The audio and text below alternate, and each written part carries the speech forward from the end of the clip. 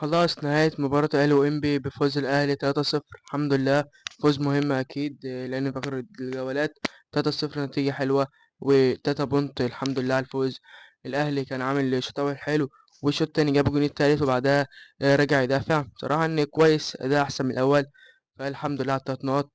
وده ترتيب الدوري بعد فوز الزمالك على سموحة 1-0، وتعادل بيراميدز والسيراميكا 1-1، وفوز الأهلي 3-0.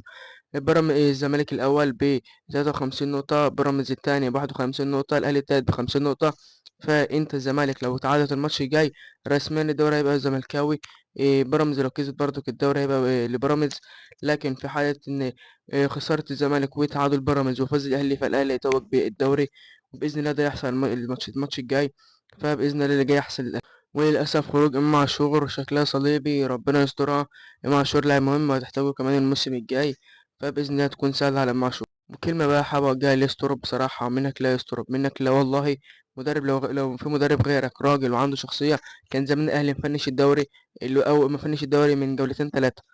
يعني أنت بصراحة الأهلي بقى نفسه في نقطة تعثر بيراميدز أو الزمالك في تعثر منافس عشان يتأهل لأبطال أفريقيا، مش هيقولك ياخد دوري عشان يتأهل لأبطال أفريقيا.